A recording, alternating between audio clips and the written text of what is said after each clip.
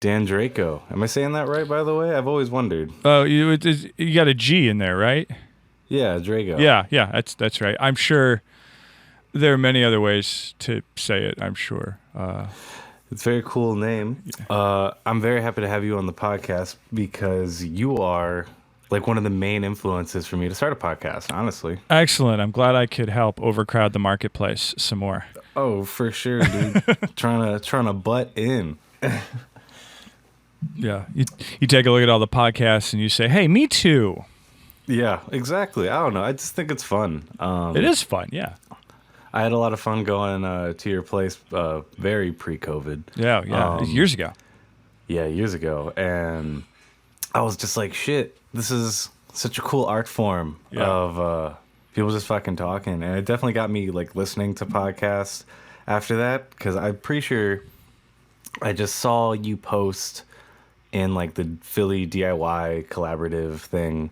And I was like, oh shit, cool. Who's this? And I like listened to a bit of the podcast. I forget who it was because it was a while ago. But I was just like, shit, this is really cool. Like, I wonder if I can just have a chat and talk about my stuff. And The answer I feel is like a lot of my friends like have a lot of cool shit going on. So I try to just like want them to talk about it. So Yeah. it's kind of it. But like I'm really happy you're on it because again, you were kind of like the whole influence of me doing this whole stupid project. So Well, thanks again. yeah, you're welcome. I'm glad I could show you that. Like, oh, this isn't hard at all. For those who don't know, do you want to talk about the 25 o'clock podcast for a minute? I can, yeah, of course. The 25 o'clock is a show I started back in it's like 2014. So we're into the 6th year at this point. You got a lot of episodes out, yeah. Yeah. I just actually earlier today I just put the final edits on episode 179, which will come out tomorrow morning. Awesome. With hot jazz musician Drew Nugent. Now, hot jazz is a genre. I'm not saying that like Drew Nugent is a hot jazz performer, although he is quite dapper. He's quite an attractive specimen. So yes, hot jazz performer Drew Nugent.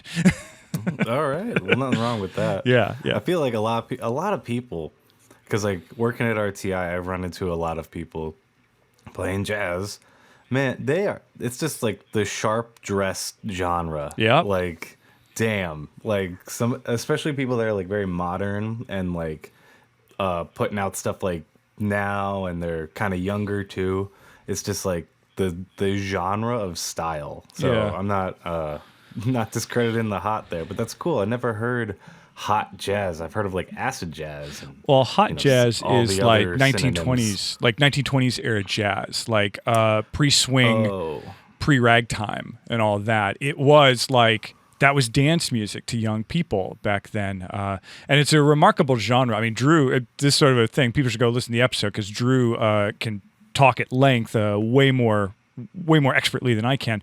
But hot jazz is sort of like one of the beginnings of like breaking down racial barriers and stuff like that in music because all young people liked hot jazz. Like if you went to a city like in New York, they were abolishing whites only dance clubs because like everyone wanted to come and the bands were mixed and the crowds were mixed. And a lot of these theaters that were whites only said like, well, we should probably integrate. Now they did it for money, but you know, in the end they did it. So yeah, you take it where you can get it. Yeah. Yeah. I mean, that's really cool. I mean, I've always felt that way towards jazz as being that bridge of a lot of cultures because it's like one of the precursors of like every genre. Yeah, it's it's the only true like American musical genre. That and hip hop, I think, like are the two that I think are distinctly American, but you don't get hip hop without jazz. Again, yeah, exactly what I'm saying. Yeah, it's just the precursor. Like, especially like hip hop is like sampling all that stuff. Yeah. Like literally taking jazz songs and just putting a fat beat with it. Yeah. And poetry. Yeah, Like, and that's my favorite jazz too, especially of the '90s, because I came of musical age like in the early '90s, and I think of like hip hop groups like Tribe Called Quest, Diggable Planets, even Arrested Development, like these bands that were leaning real hard onto like that Blue Note Records catalog for samples, sort of in opposition to what was also the huge hip hop at the time. A lot of hard James Brown hits and West Coast hip hop artists, like Dre and Snoop Dogg and all that, were leaning real heavy into like the Parliament and the weird acid funk. But like I remember the first time I heard like Diggable Planets, and I was just like, I know that saxophone run, like, and it just went from there. There's a magic in picking out a sample, being like, that's that. Like, I just love that feeling, because it's like, I don't know. Yeah. It's like I love both of these songs even more now. Have you? No. Speaking of like those, like when you first heard these bands and stuff. So I wanted to ask, like, what was your first like dive into music? Because I feel, as I'm staring at all these guitars and shit behind you, and knowing the podcast, I feel like is a lot of music on there more than anything. What was like your introduction to it? Like who was like playing music for you when you were really young to be like, oh man, I'm really into like classic rock or jazz, like how you were saying. Like what was like those super origins for you? I mean, it's odd. I didn't come up in a particularly musical household, which is not to say that there was no music in the house, but just neither of my parents played. My dad was like a much bigger like concert and record head, like in the 70s, but before I was born. He'd tell me stories of most dads hanging out, long hair, going to see Neil Young and Mountain. I saw Floyd, man. Yeah, going to see like Crosby, Stills, Nash. My dad was big into that. My dad was a big Jethro Tull guy. He liked Frank Zappa. He liked Black Sabbath. Damn. He liked Led Zeppelin. Because it was on the radio. Yeah. But I use that to juxtapose sort of like as I was coming of age, especially as a very young person, like before I was a teenager. I don't recall my dad like blasted Zeppelin records in the house like that. That wasn't really what was going on. My parents had shifted into like full parent family mode, and there's three of us. I'm the oldest of three brothers. We're all 2 years apart. We all ended up pursuing music in some way or another. I was in bands and do this podcast and like have been part of the Philly music community for as long as I can, as long as I've been here.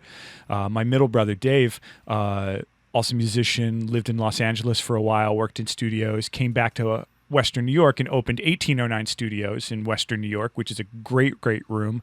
Not a lot going in there right now, but yeah, I can imagine. It's phenomenal space, phenomenal room. And even my youngest brother, Andrew, played trumpet and is a huge music fan. I took him to his first Fish concert last year, 2019, in Pittsburgh. That's awesome. That's sick. So that's kind of like what I want to dive into just like a little more. Like, that's really cool how your brothers are musical, but not your parents. Like, you all just had that drive, Do you remember that first like song that made you be like, oh, I'm doing this now, I'm picking up a guitar? Was that your first instrument? I'm assuming from all the guitars? Yeah. Guitar was my first instrument. There are pictures of me when I'm like 4 or 5, standing like on the back picnic table back behind the house with a tennis racket like it's a guitar. Like I would stand on the table and play the tennis racket like it was a guitar. And when I think about it, I think to myself like, well, where did I even see that? Like to know like, oh, it's a guitar and that's how you play a guitar and that you stand on stage and you play a guitar. My uncle, John, my mother's brother, would play guitar for the kids and stuff like that. He'd play like the old song. He'd play, I've been working on the railroad and stuff like that. Because, we were little. I was probably, 4 or 5. And that was probably the first time I ever saw a guitar being played. And I was like, oh, that sounds nice. And a person can do that. But my parents and my family too, especially when I was younger, were deeply involved in some sort of how to explain this, grassroots Christian movements that kind of came out of the late hippie movement.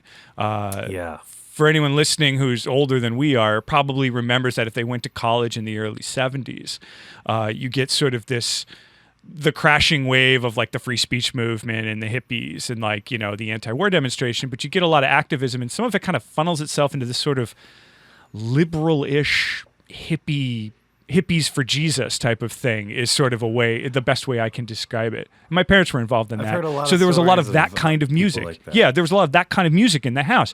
It sounded just like the contemporary stuff that was going on. It sounded like the Cowsills or James Taylor or anything like that, except that it was made, you know, by these Christian hippies, for lack of a better term.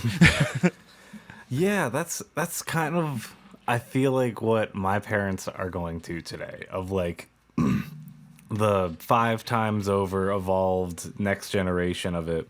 Like, it's strange how like I kind of wish it was still bluegrassy and stuff like that, because like whenever they drag me to their it's like pretty hippie Christian-y stuff, where like, you know, people holding the hands up, you know, nothing against whatever makes you feel happy, but it's just not for me. But man, it's like some indie music now. Like, it's like the most indie quote unquote band you've ever heard, and it's just so strange how it can go from bluegrass to this like super like not soulful music at all. Like, that's the shit. I might be into the church and shit if it's still dope bluegrass music from the 70s or something, man. Yeah, or like kickin' folk music or something like that. Yeah. I mean, the best church music that exists is, of course, you know, gospel music. Like that's got a beat, that's got a groove, and it's played with amazing feeling and played with great intensity, and it's like face melting. That's church music I can get behind. Yeah, that's some. I've only been to one on vacation. It was like in an island or some shit, and they had like the craziest band, and I still yearned for that like jaw-dropping, like, we're in a what's happening like moment, and because like some bands just like it's just a concert. It's and it's cool, funny honestly. too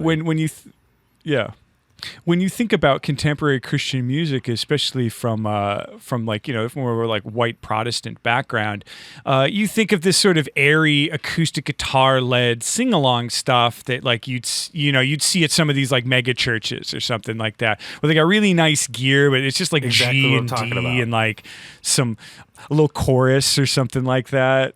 And then you go to gospel and you see gospel music, and you're just like, I have to like you have to like figure out the pocket on the groove. You like watch the bass player. You're just like, that is like, gospel bass players play some of the most complex bass that I've ever seen in my life. And you know, coming from, you know, white Protestant church music like I did, I was just like, oh, you can like, it's like jazz. Like, you can be really, really technically capable and make this music, instead of it being like, not dumbed down. I don't want to insult anyone like by saying like, you know, white Christian music is dumbed down, but it's much broader, and it's more easygoing. Yeah. What, the Christian music or the like, you know, like mega church contemporary Christian music. It's the talking over the plucking out a C chord. Yeah, the talking. Just, you know, let it into your soul. Like, as people just kind of like let like the pad like really go for a really long time. Yes, it's just someone who's yep, exactly. A little tambourine. Yeah, and then they started back up again. Yeah.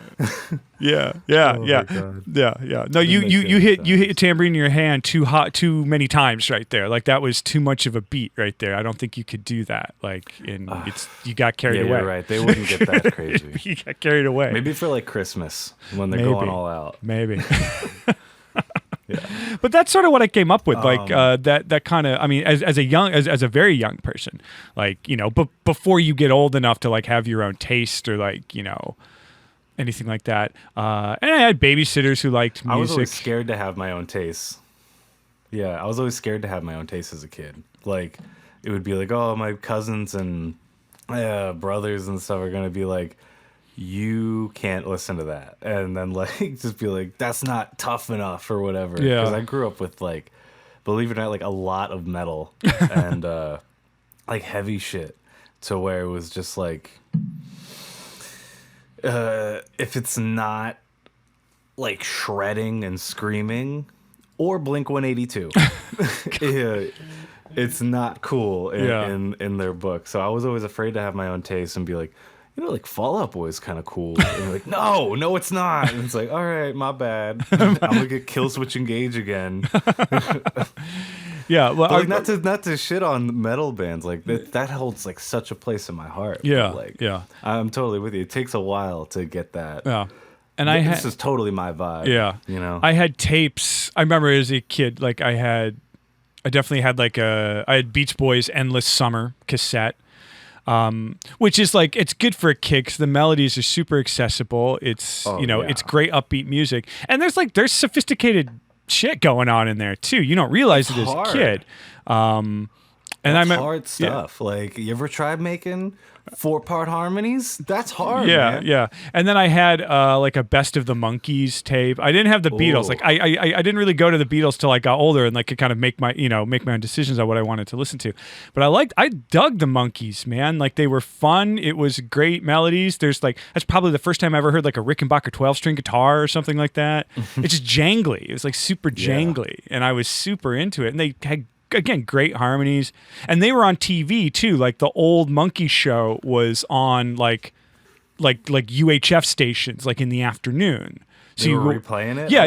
How old are you, bro? I'm 40. So in the 80s, that was on TV, like in the afternoons as reruns, and they were just like funny. They were just like run around, and they do like weird sped up film things where they're running around and to their catchy Beatle rip-off music, but it was super funny, and it was sharp. You wouldn't realize that at the time when you were a kid, but like later I go back and watch some of those shows, I go, this is some really sharp commentary, and this is some really absurd comedy going on right here. But when you're a kid, you're just like, I like the music and they're being funny.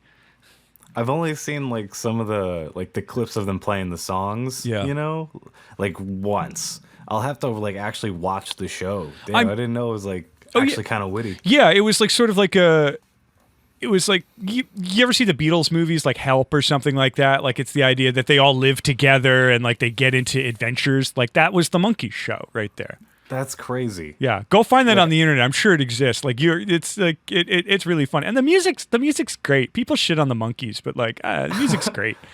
I've never shit on, like, I understand why people can, but it's like they've made song, like, maybe they haven't made songs, but like the project, it's like the first Gorillaz or something. Yeah, and it's and the Gorillaz is weird and arty and funny and like relies a lot on the visual element. That's a really good parallel right there. I never would have thought of that. You're like saying, wait, the cartoons aren't making the music? This is bullshit. I'm out. Like, I'm only here for cartoon authenticity. Yeah, it's, I don't know. I think that was the first like fusion that is super present today of like purely a music project. Yep. And then like a TV show. Yeah. And it's just like a gigantic team above all that. Like, there's a lot of that kind of happening today, but not a lot. Yeah. Like, I feel like a lot of cartoons kind of do that in a way. Like Steven Universe is super musical. Yeah. Adventure Time is super musical. Like Death Clock, you remember? Oh my God, yeah. Metalocalypse, like, dude's an insane guitar shredder. Like, he's nuts, and he makes this funny show of these weird metal dudes who like wander around, and like, again, like, it's like Scooby-Doo. They just like they get into adventures. Show. Yeah. It's like made by metal people for metal people making fun of metal. Like, but the music's great. That's the best part. It's flawless. It's so good. The fact that it's just like destroys the world when they play in the show. It's like, yeah, of course. Yeah. That's exactly what all metal shows feel like. I saw that project play with Mastodon like a bunch of years ago. So it was a great show. Isn't that Cannibal Corpse members or something? That I don't know who. I don't know who backs him up. I didn't know who was backing him up like when he was there. I mean, I know who Brendan Smalls is, but like I didn't know who anyone else was. But it was very cool. I heard that like years ago. It was like Cannibal Corpse or something. It would make sense. Like they would be able to do that. Yeah, like it was like the vocalist or some shit. I forget. Yeah, but it's still a super cool show. All right. Fucking shitty segue. Your show. Yeah. How did that get started? Like, what made you be like, all right, I'm gonna start interviewing cats now. Like, let me get a mic and like how am I even gonna start doing this? Were you like recording your own music and you're just like, psh, I can record 2 vocals at once? You know, like what was going on? Well, I was in to kind of like so I grew up listening to music, and as soon as I could get a guitar, I got one. It's in the house somewhere, my first acoustic guitar. And I had, some friends, shout out to my longtime buddy of over 25 years, James Hearn. He and I kind of found each other in like 9th, 10th grade and started playing guitars together. He was better than me at the time. And we would record shit like on a boombox cassette deck, like just live, just figuring out how to play songs together, playing like Radiohead tunes and Smashing Pumpkins tunes and Nirvana tunes and all that, and writing our own tunes as well, and just like recording them on these tapes, and then kind of like passing them around. Like friends would like borrow them to like hear us do a cover of Fake Plastic Trees, and then they would hear our songs that we had written, which we performed way better than we performed the cover tunes because we had written them. And then it was like a cover band sneaking in their originals via tape. Normally that doesn't work. Normally people don't like that. But yeah, it worked for us. And we had like high school bands, went to college, and I played with people in college, and then moved to Philly in like 03, 04, and he and I started, putting bands together and playing, touring and writing records and things like that. And we did that for many years. And then around like 2013, I was done touring. Like we had been hitting it pretty hard for the last few years, like all independent touring. Like there was no label, there no tour management company. We sat there and figured it out. Oh, that is so much work. I'm with you, man. It's absurd. Burnt out. It's an absurd amount of work. We did it for years, and it was just tough, and it was it was hard. And somewhere around 2013, I was like 33 at the time, and I was like, I'm done. I think I said I'm done like dashing my life to the floor constantly for this. I was like, I love this. I'll always do it. I got more comfortable earlier than maybe some of my other peers of realizing that just like I'm perfectly happy for this just to be that thing I do for the rest of my life. Like why does it have to be commercial success? Why do I have to make money? And I knew people who were like working musicians who made their full money being working musicians, and man, the shit they went through, and you would think that they were successful, and then like you would get a closer look at like what their life was like, or like how tenuous everything hung in the balance, and I was just like, that sounds horrible. I don't want to do that at all.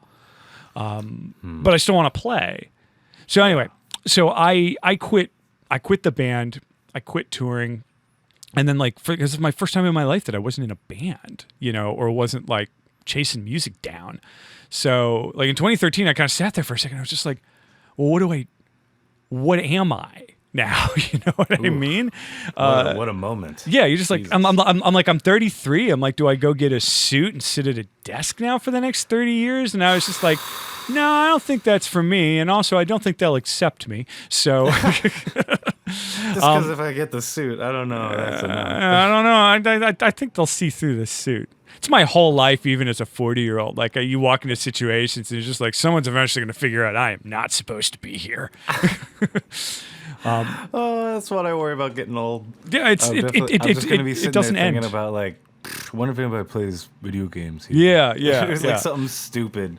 I'll sit in odd like formal social situations, and I'll just be sitting. I'm like, I wonder if these people like Blue Oyster Cult. I love Blue Oyster Cult, like or something like that. And I'm just like, I wonder if these people want to talk about the Jam. Like, I'm so with you. I'm just like bringing up random bands to people. Is like, yo, remember Godzilla?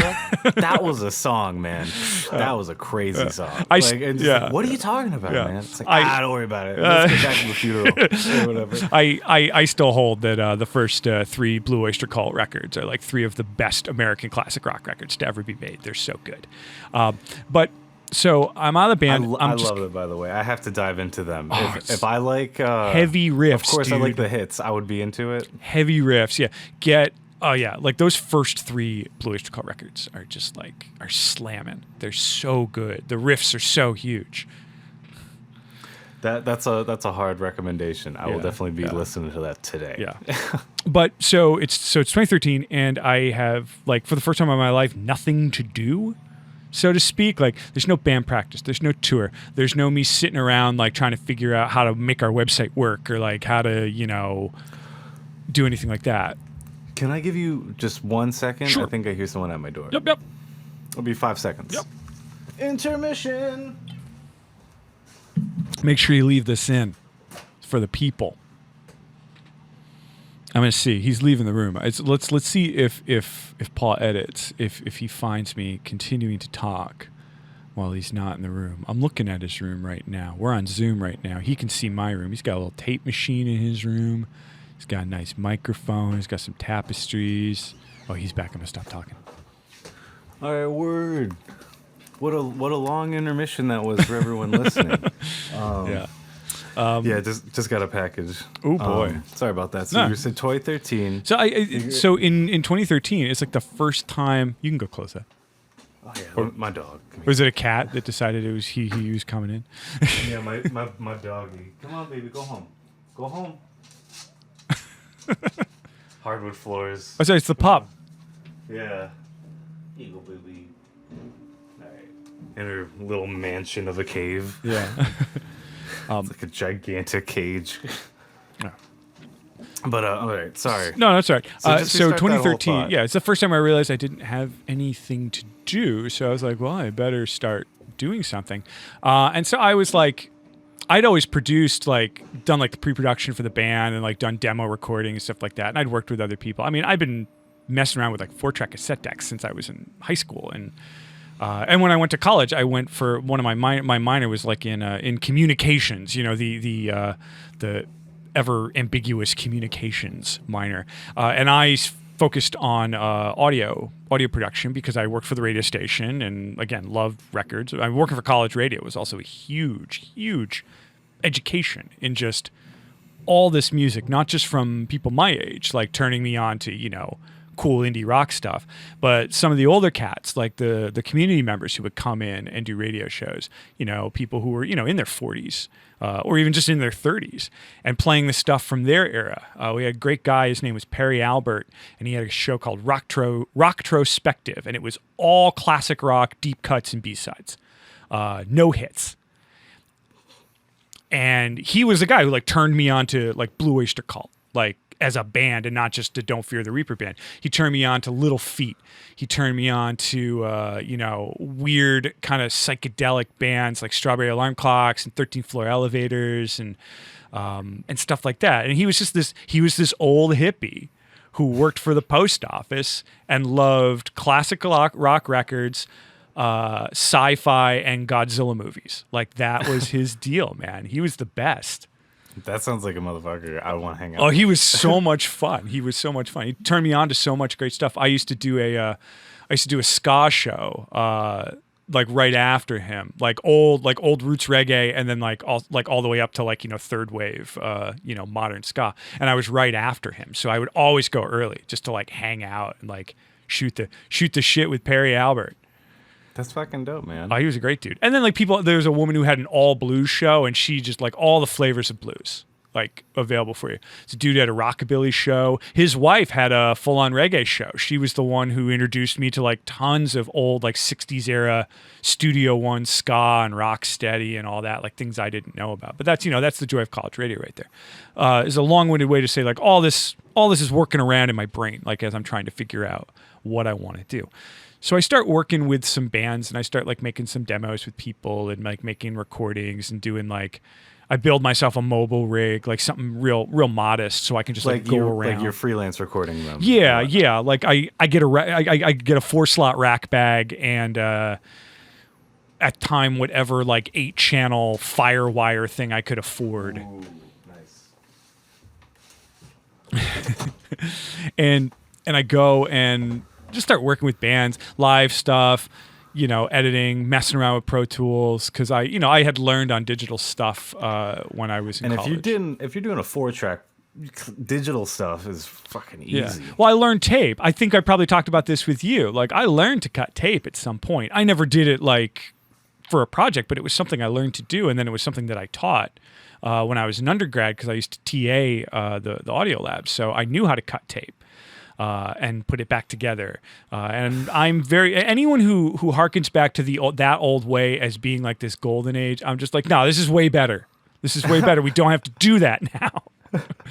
Yeah, like if you actually like are the one cutting it and shit, it's like, nah, that's not the for certain people who like do it really well. I'm sure it's very zen to cut your own tape, but it was always very nerve-wracking for you to like put that razor through and just be like, once you put that razor through, like you're in, like that's your choice. Yeah, that's too much like finalness for me. Like, I am in love with undo and all that stuff. Yeah. So anyway, I'm working with bands. I'm doing this, and I'm running sound and helping produce this like live series at the Fleischer Art Memorial in Bella Vista in Philly. It's a art school / gallery space, and we were just bringing in weird bands because we got the budget through the organization. So the bands didn't have to sell tickets. Like, we didn't have to worry about that. And there was a built-in mailing list and kind of a built-in crowd. So we knew that like any day, it's like we get anywhere from 20 to 50 people in the room, just sight unseen. They don't care who's playing. And then the bands bring some people, and I set a PA and I started recording those bands too, because I'm running the front of house desk, so I might as well. I've got my rig next to me. I might as well just record. Started doing live multi-track recordings and things like that, and just cool stuff to keep busy.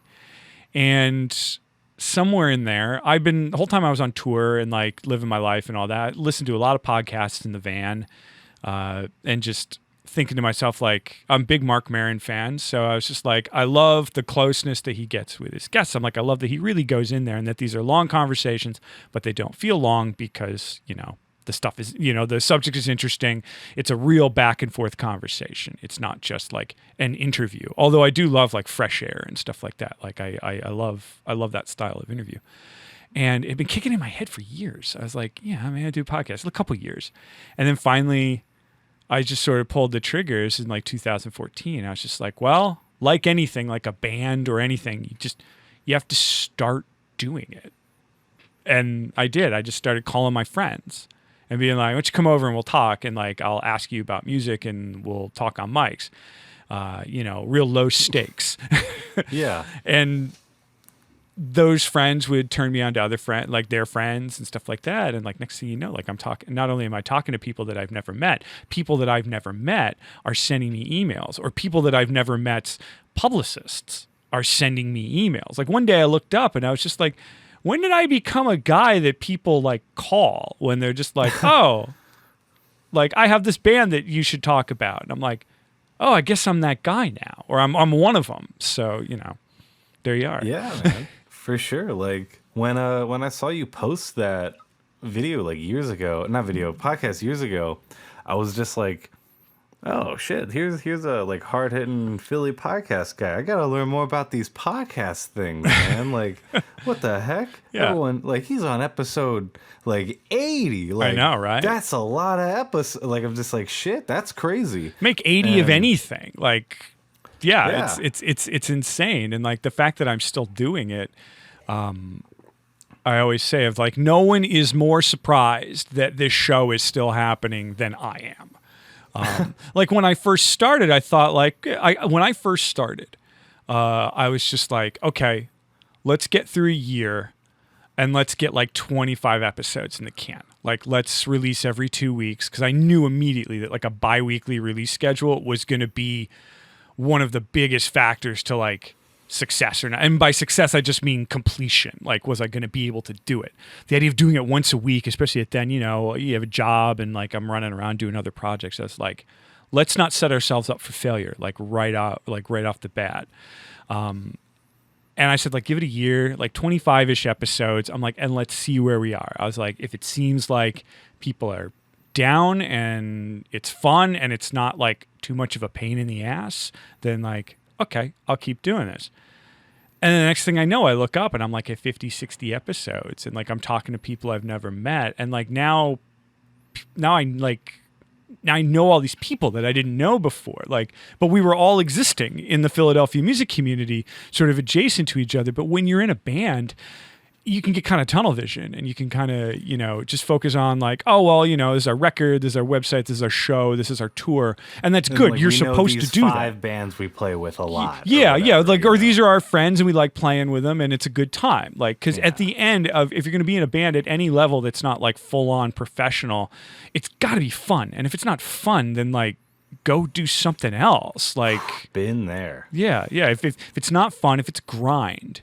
If you think about band practice and you're just like, shit, band practice, like done, get a new band or do something else, like, you know, go jogging or something. I don't know, whatever it is. I say the same thing about people in their relationships. Yeah, like, sure. Oh, my girl. It's like, why are you even doing this? Then? Yeah.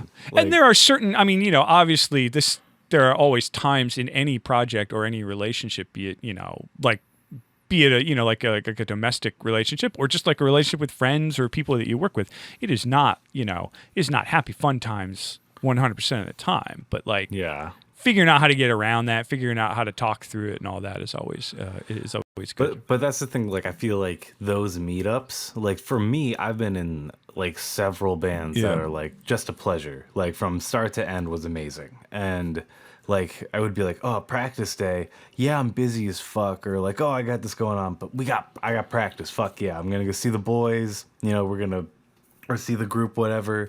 And we're going to play some tunes. And it's just going to be better because I love this band. Yeah. Like, that's how it should be, in my opinion, at least. Because I've just wasted time.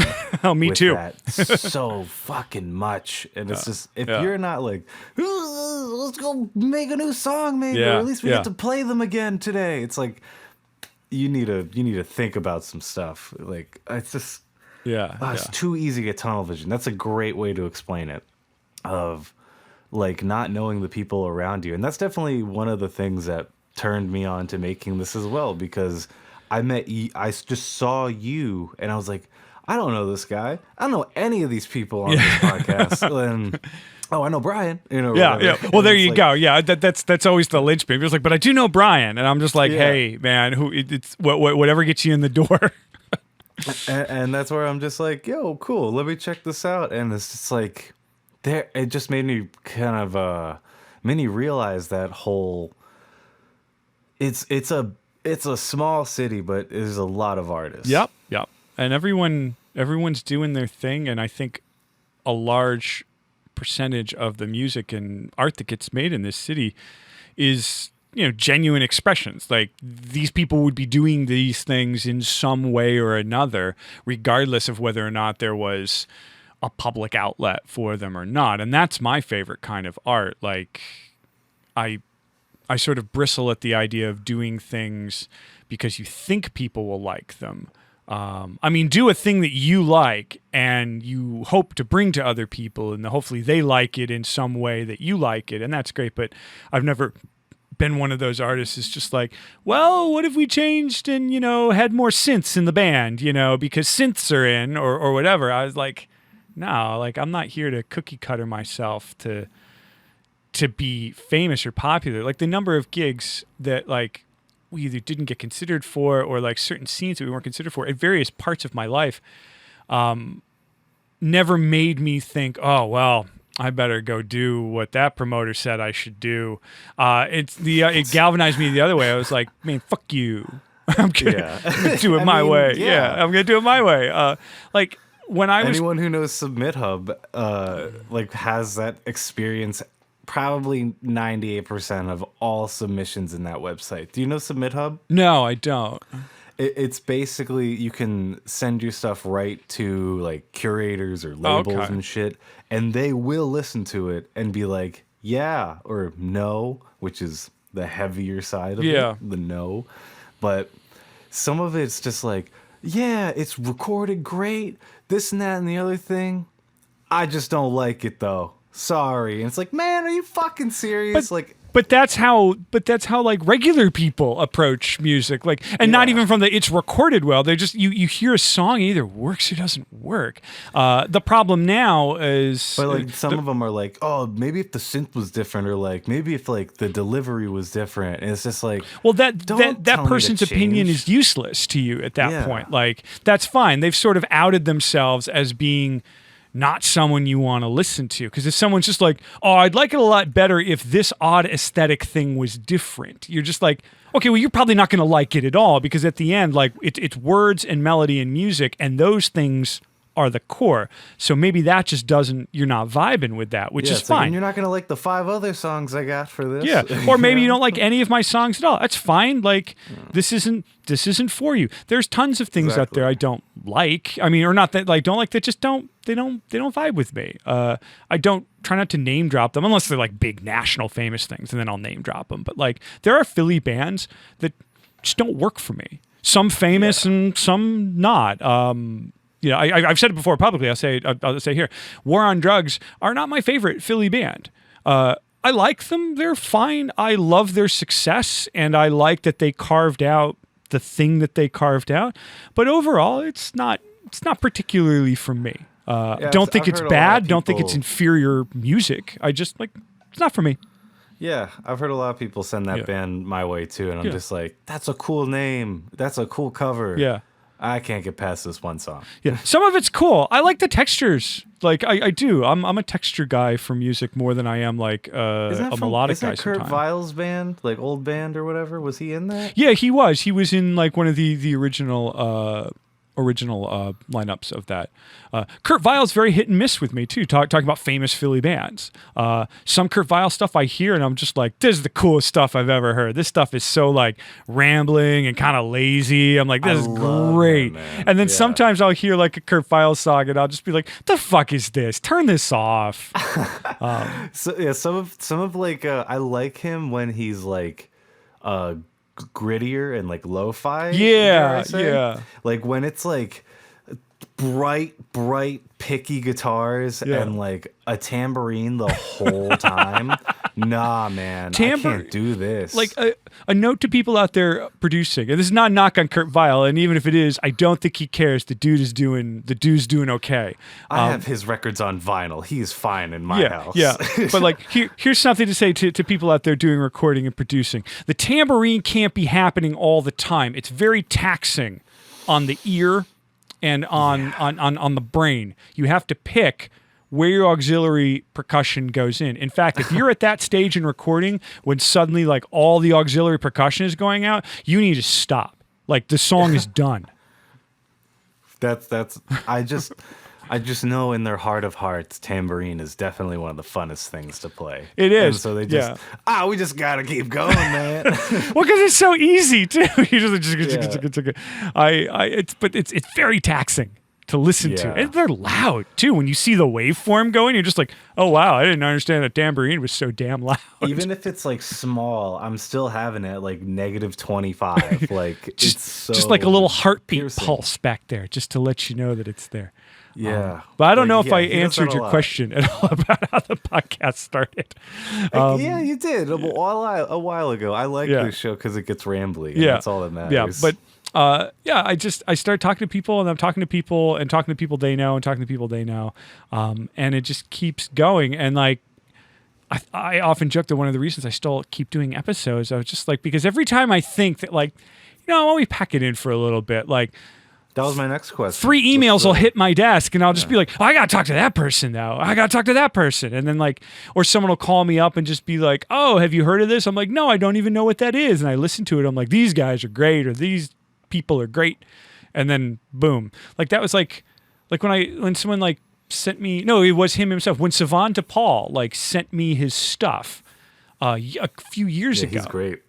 And I I wasn't like thinking about hanging it up, but I was just like, I'm like, music is like, it's a lot of dudes doing kind of shiny folk stuff right now. And I'm like, and I like it. It's fine. I'm like, but I'm kind of bored with just like guitar rock. And then Sivan like sends me his stuff and I listen to this. I go, this is the craziest glitchy shit I've ever heard in my life. I love this. Who is this kid? He lives in Royersford. Like, how does someone make music this great and live in a such a quiet, removed place like Royersford? Like, I mean, you kind of just said it right there, being removed. Yeah.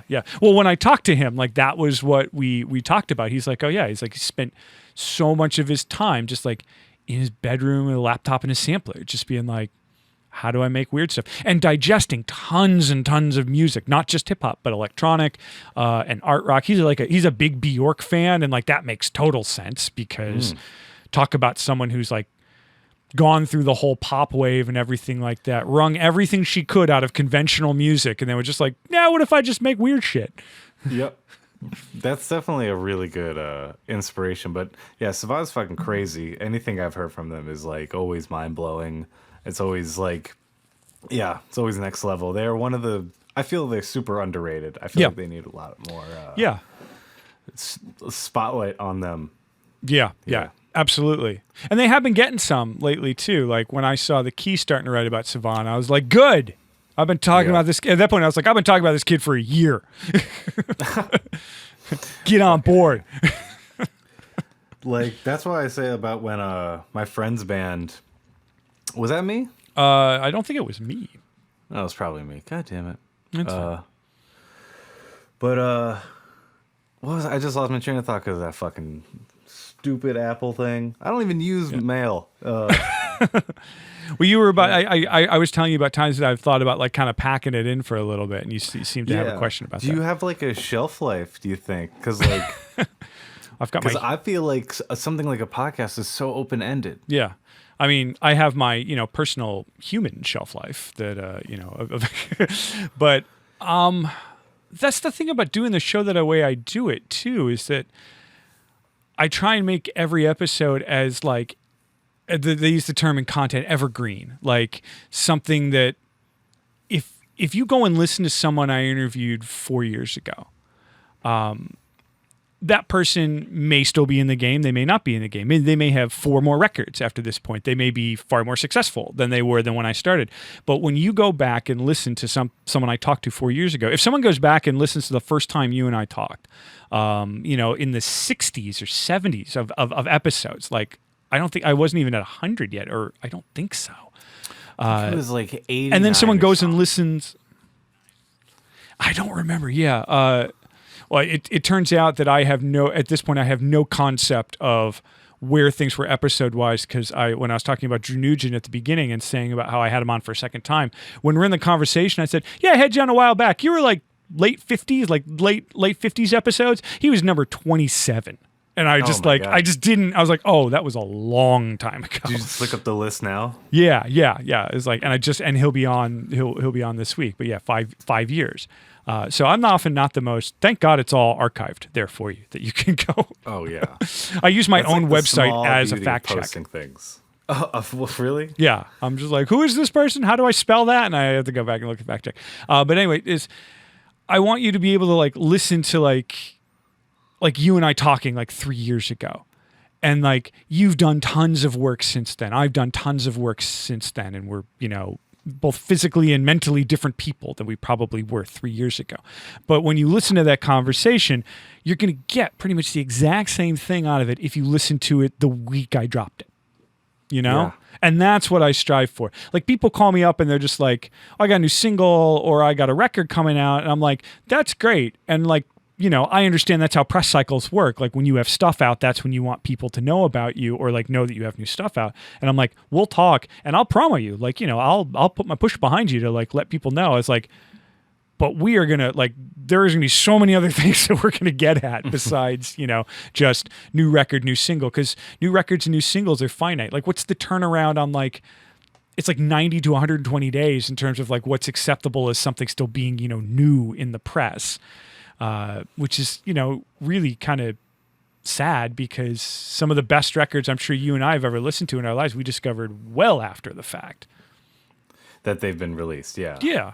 I feel like that's kind of like I love music for that sense. Like, of being like, when you release something and it's like really released, you know, like you have it like through stores, especially today, how it's so fucking easy to actually distribute your music digitally and worldwide. Yeah.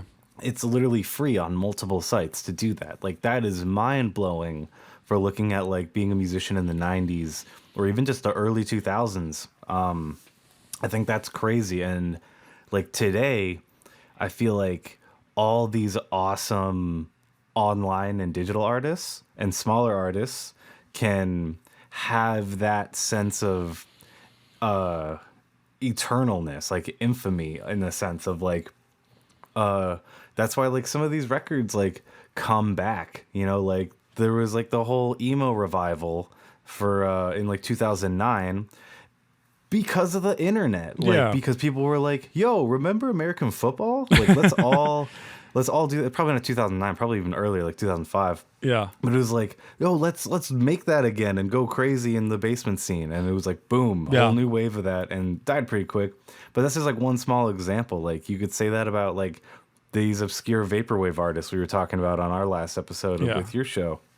Like, I'm just going to these random band camps, finding these people that just have these obscure titles that you can't even Google. And it's like this magic, this new wave of magic of you going to that record store and picking up that funk record or picking up that jazz record.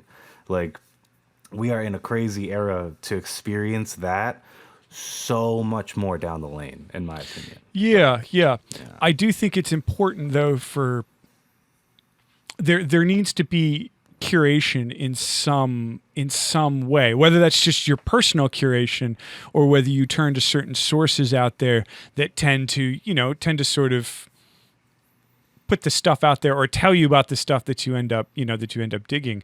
And that's what Pitchfork was in the early 2000s. Like, people shit on Pitchfork now, and there's pretension and certain aspects of them, but they were writing about styles and genres long before any of it was even remotely marketable. They were writing about like weird glitchy R&B, like Rye and stuff like that. Like, that's what broke these bands. It wasn't that like they jumped on the wagon of groups like that, or like Frank Ocean or something like that. They were the first place I ever saw write about Frank Ocean. I was about to say, that's how like Tyler the Creator's Bastard was on Pitchfork. Yeah, like, but and they weren't writing about it because they thought like, oh well, everyone will love this and they'll think we're great. They're like someone in the room, or they're just enough music heads that they're just like, this shit's great. Like, we gotta tell the world, and we have a mouthpiece, so why not tell the world? I mean, there's all kinds of issues with representation of different kinds of artists and different kinds of people in the music world. And those criticisms are 100% warranted and 100% accurate. And Pitchfork doesn't get to escape from under those criticisms either, or Stereo Gum, or, Consequence of Sound, or any of that. But some of those places, I particularly think about Pitchfork in the early 2000s, where like they were putting stuff out there. Like One Tricks Point Never or something like that. Like, what? Am I saying the name of that band right? That weird electronic band that like is to me at times barely listenable. But like they were like putting that up on the front page, like next to Modest Mouse and St. Vincent, and they're just like, and this weird minimal electronic stuff that most people probably won't even consider music. Here, this is in the top. We're putting this in the top 5 reviews for the day, and you can really influence taste that way. That's why I consider like the Bandcamp front page very much like that. Yeah, that's still very good. Yeah, like there's stuff on there that you'll never hear about anywhere else. Exactly, and it's literally just. I found out like a month ago that you can email them to get on there. You just email them. It's got to be like 3 months in advance. Yeah, but like. They're just like, if it's good, we'll put it on there. We got 365 days of content to do this like with. Ridiculous. Yeah. No. Yeah. And that's sort of the joy too about like, now that there's so much content, there's a lot more of an appetite for it.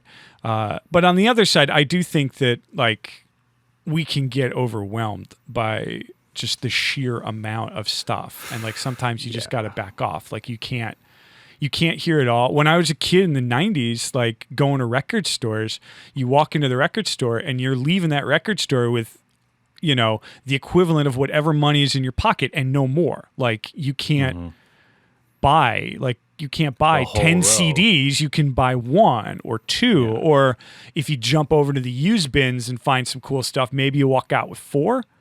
But like you were sort of, you had to limited. make a choice. And then you relied on those record store dudes to like help you out. And some of them were assholes. And some of them were quite cool dudes who were just like, oh, you like, I remember being in a record store and someone's just like, you like the Strokes? And I was like, yeah. They're just like, you ever heard of this band Television? They're from the 70s. And sold me a copy of Marquee Moon, like right there. And that record changed my life. Like, and that record, they weren't even a band anymore. Like they were just, that record was 25 years old when I bought it. But I was just like, this is the greatest guitar. I'm like, this is the greatest guitar music I've ever heard in my life. That's awesome. I've only had bad experiences with record stores as a kid. Either like the CD was scratched or just not the CD I bought. Like I for some like, you know, young me, like it's what it says, you know, check the CD.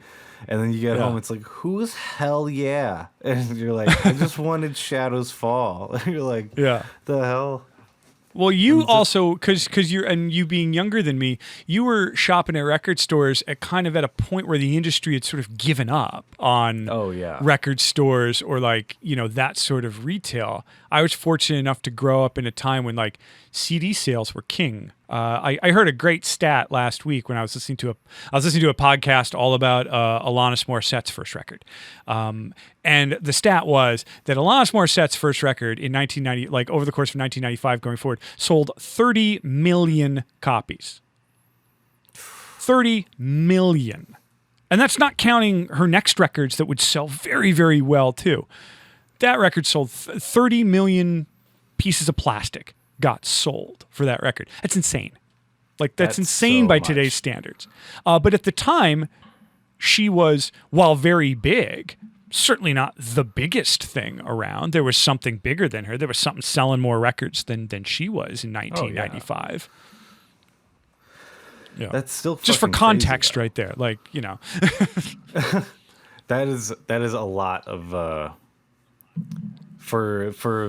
I'm not. I'd have to check Wikipedia for like all those stats again. Like I get that way for like what was the biggest record of all time. Like I always look for those stats too. So I wonder where that sits. It's probably the Eagles. You said 1995. It's probably Eagle. No. Oh, where it sits in 95. So I think what else came out in 95? That was a big record in 95 though. It's huge. It's huge. And it's got it's got Flea and Chad from the Red Hot Chili Peppers as her rhythm section. Oh shit, that's fucking hot. Yeah. In fact, when I was listening to this, we what?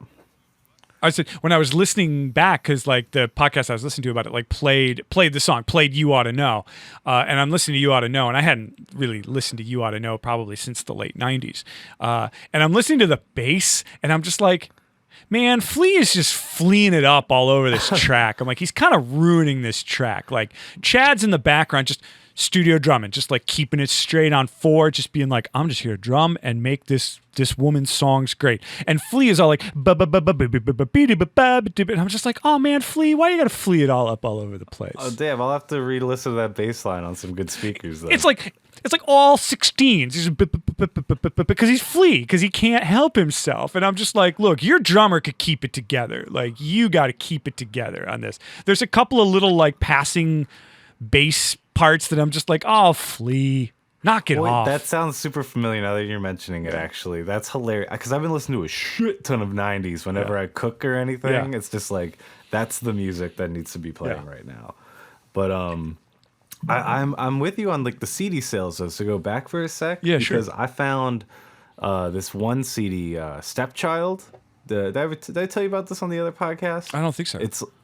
It's like the best Parliament punk I've ever heard. Like, or it was just like these 5-part harmonies. These dudes just like made this crazy record. I think it was actually 95 too, where it came out. was not huge at all.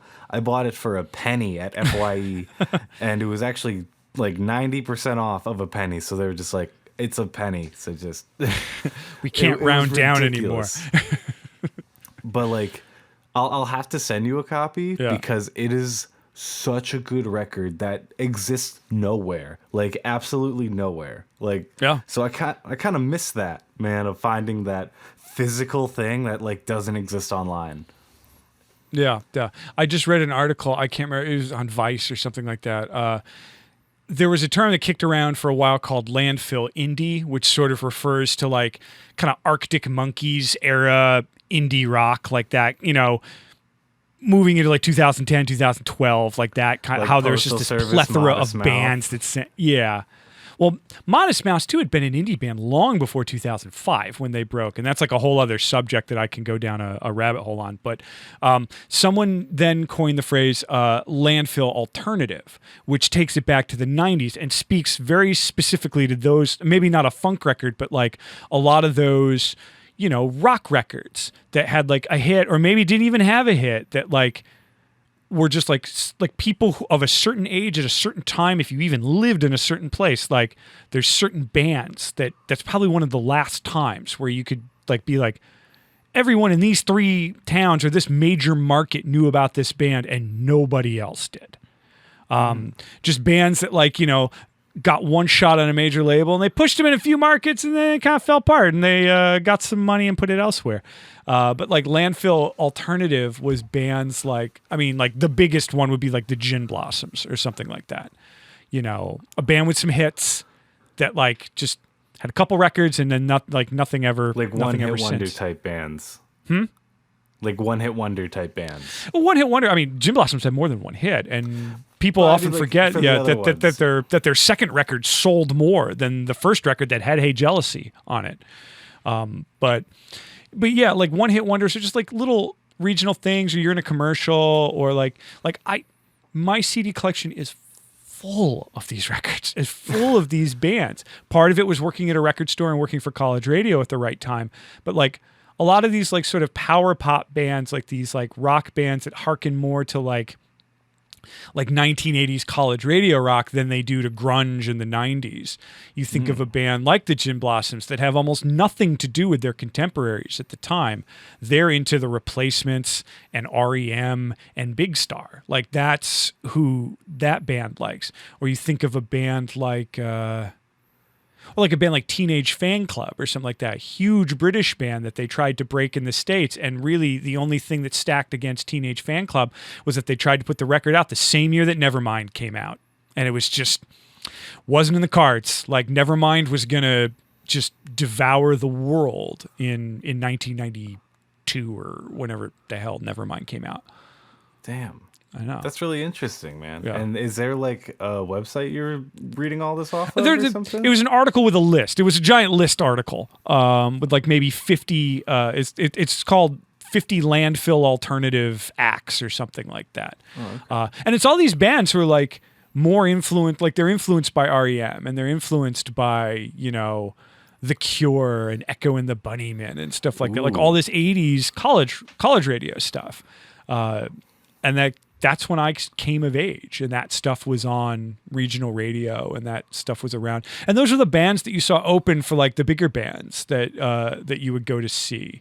Like I remember seeing, you know, tons of unknown, obscure bands that were maybe only a half a year from breaking up, seeing them open for someone like Live or, you know, something like that. Yeah. Yeah. Damn. Yeah, I definitely want to see that list, so you should send that my way. I gotta find it. Yeah, that's kind of shit I'm always into, like those lost and forgotten type things. Just little regional smashes. Like yeah, that's my shit. Yeah, or they just sound like that. They sound like the Replacements. Like they sound, or like that. Though that was music that they would have come up on. They would have come up on all these like 80s power pop bands. They're listening to Elvis Costello, and they're listening to, you know, Husker Du, and like, you know, melodic songwriter songs, you know. They listen to that Jangle, Like Yeah, bringing it back to me with that early jangle. pop. Like I love the jangle. It's sort of an overused term, but like At least nowadays, it's like very marriage with like bedroom pop. yeah. It's like anybody that uses chorus and picks out And arpeggiates like a major scale or something like yeah. that.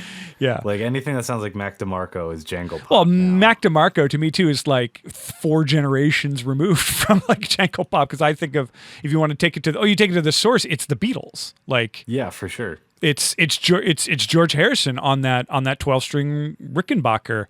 And it's, some Stone stuff, and then you get bands like REM, and you get bands like Robin Hitchcock and the Egyptians, and like all this stuff, and it's just this, jangly. It's jangly, like all these kids who grew up on like cool 70s rock records. And then, I in turn grow up on their records, and like, because most of the music I made when I was out making music was like jangle oriented. Mm-hmm. Like, I feel like jangle is just poppy folk. Yeah, I mean, it is. There's the acoustic guitar behind it. It's arpeggio. It's the Byrds. It's the Beatles. Like when you get down, it's like Mr. Tambourine Man and 8 Miles High. Like there's your jangle right there. If you have to consolidate it to something as simple as that, but there's so much more than that. Like that's another rabbit hole that I could go down forever. I could like start pulling CDs out and talk about like, well, this band was from Buffalo and no one ever heard of them, but this was the record they made and it was great and we all loved it for a year because. Yeah. Now this next question is so left field, but it's just for me because we're talking about 90s albums a lot. Sure. Did you ever have like an electronic side back in those times? Like, was that present at all? Like, how was that exposed to you at all? Like, because when I was growing up in an era where electronic music was very much have existed for a while, I felt like it was hard for me to find anything like that wasn't friggin' Daft Punk. And like to this day, I do not like Daft Punk. I respect them for what they are, but it's just like not my jive. Yeah. Like what was like electronic music like in your like wheelhouse at all? Like what was like was it just like, oh, is that weird clubby stuff, or did you know about like Aphex Twin and stuff like that or whatever? I mean, I would learn about a lot of this. Yeah. I would learn about a lot of this stuff in college because I would meet people who are older than me who are just versed in different things, or just people had simply just been hanging around the college radio station 2 years longer than I have. So, they had access to more records.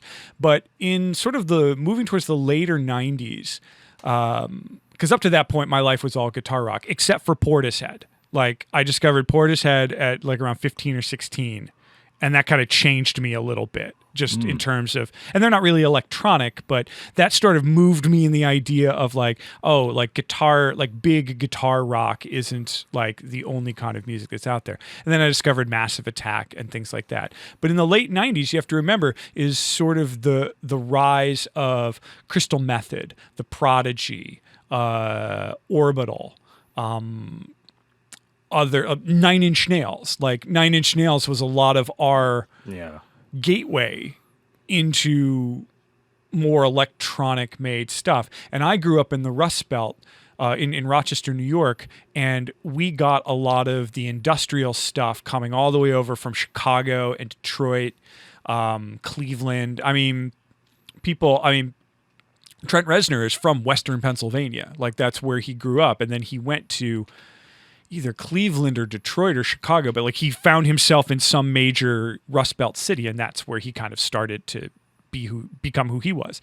But we got all that stuff and the European stuff too. So like KMFDM was a thing, at least for us, and like a lot of these odd sort of like German industrial, like gothy electronic bands, because it sold well. Like people liked it, and they could do these tours. Like I definitely saw KMFDM as a teenager, and it just kind of blew my hair back. But that's more of that 80s and early 90s style of like, European electronic music. I considered most electronic music up to that point as we called it techno. Like it was club music. It was, you know, it didn't have beat. I mean, it had beat drops. It was just like a lot of like synths, like Yeah, like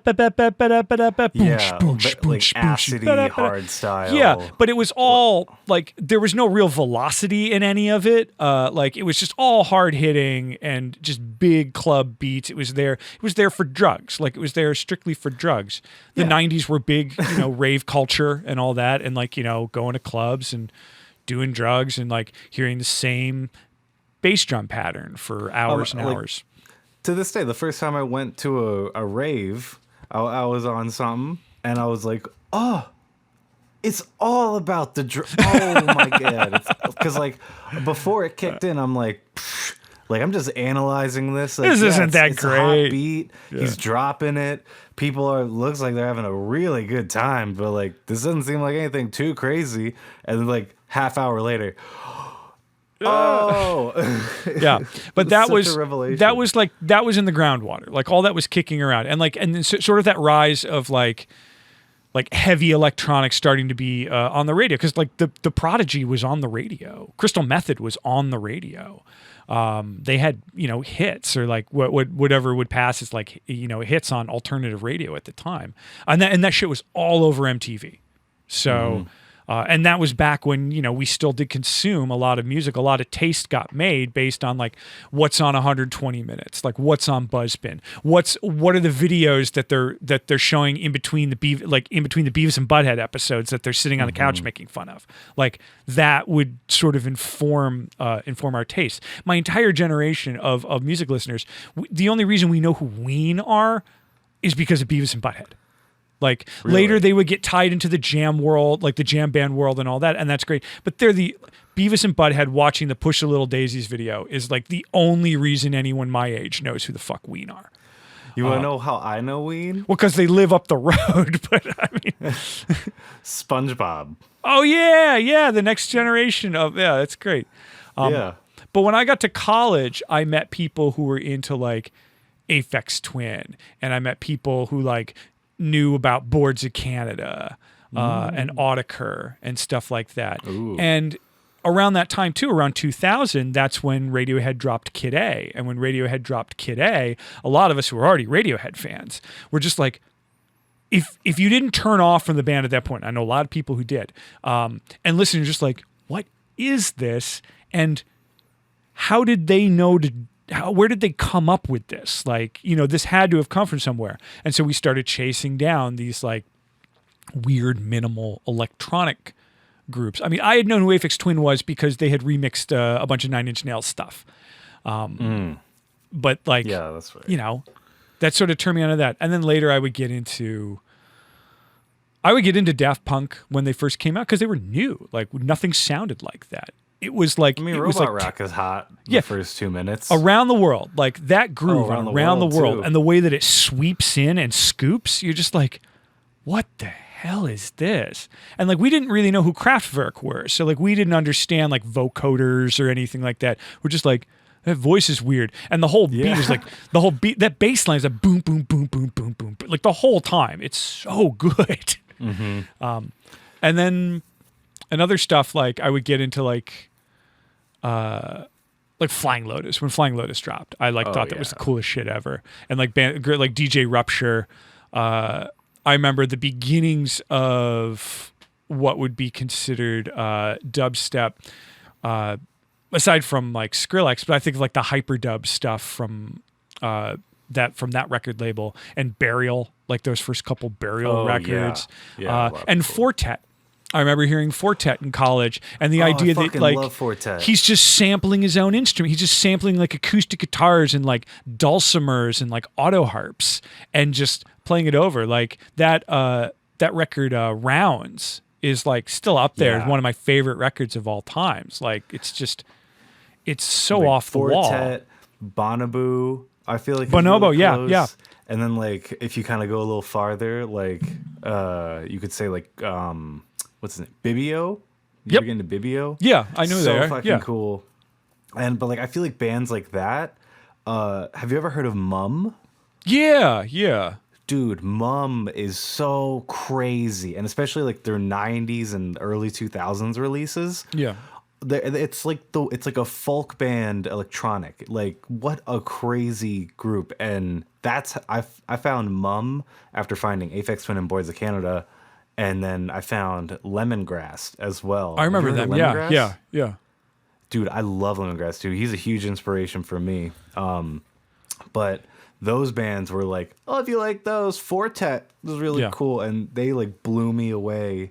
Like this beautiful acoustic electro marriage. Yeah. Same thing with Tycho. Tycho is really bright and beautiful like that. And it's kind of glitchy and it doesn't line up to a click. That was when I started to learn about how like, oh, they're coming in off the grid. Like they're moving outside of the grid. Because I knew what grids were. I'd use SoundForge and Cool Edit and stuff like that. I knew that you could, snap to grid to make everything hit on the beat. Because like that's how you made electronic music.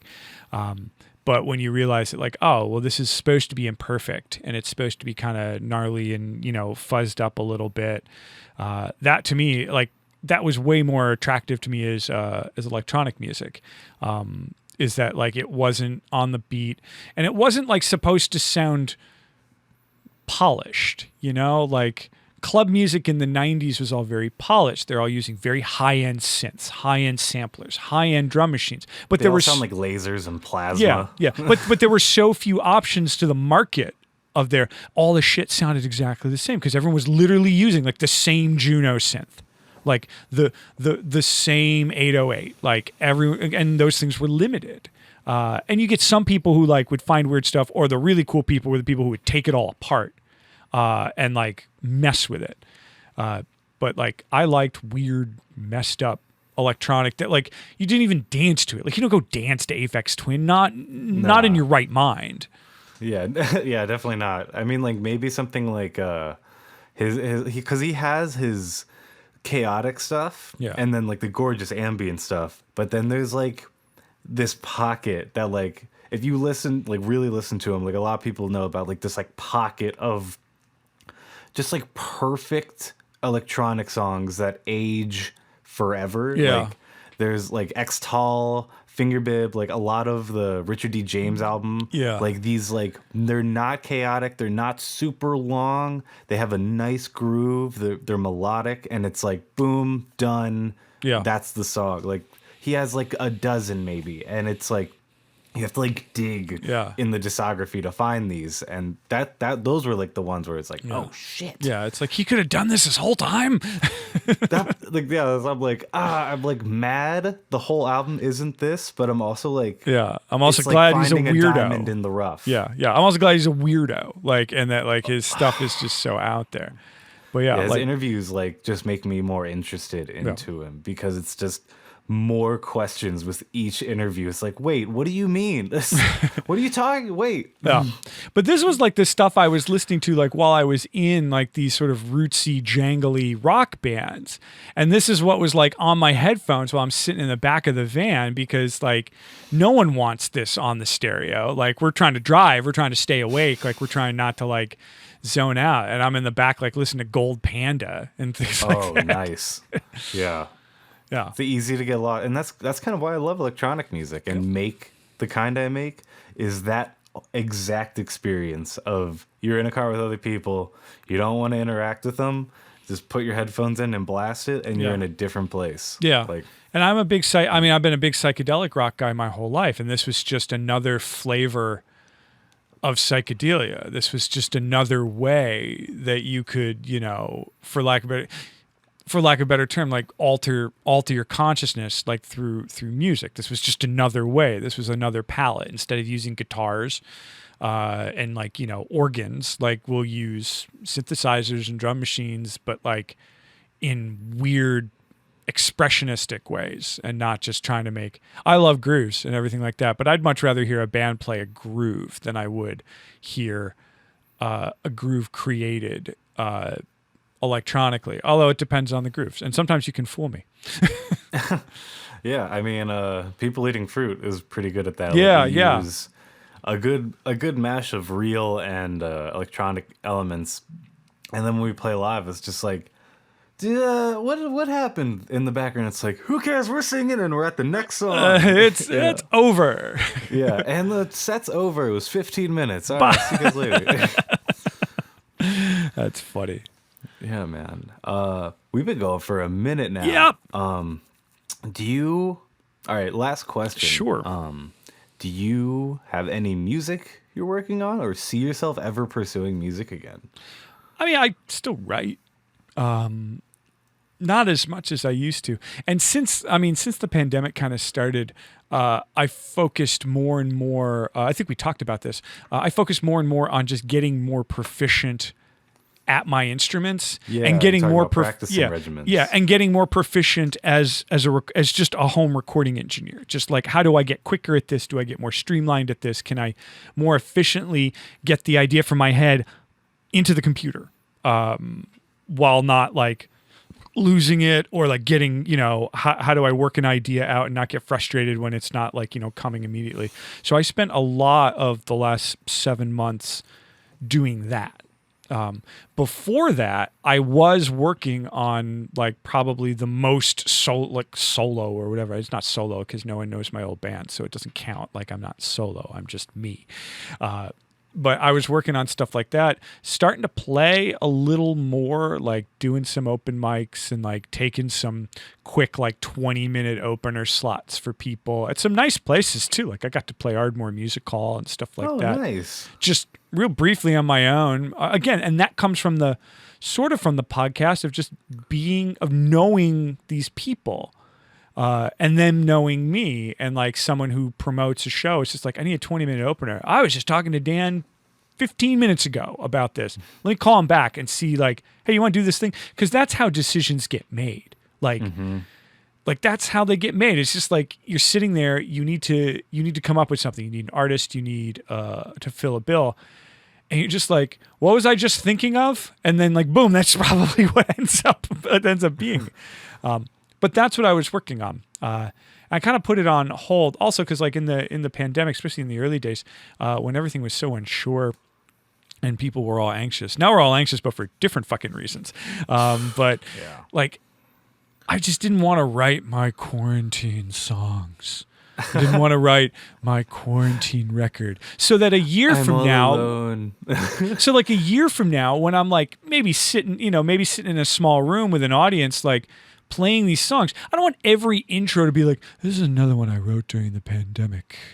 Like, and it's whatever you have to do to get yourself through. If you write songs, you write songs, and you write songs about what you know. And right now, what we know is a lot of isolation and anxiety and insecurity and unsureness. But I've been trying to flip it around, and I'm like trying to write like the most like just hummable freaking power pop tunes that you can think of, like really channeling all that music that I love, going all the way back to like the Beatles and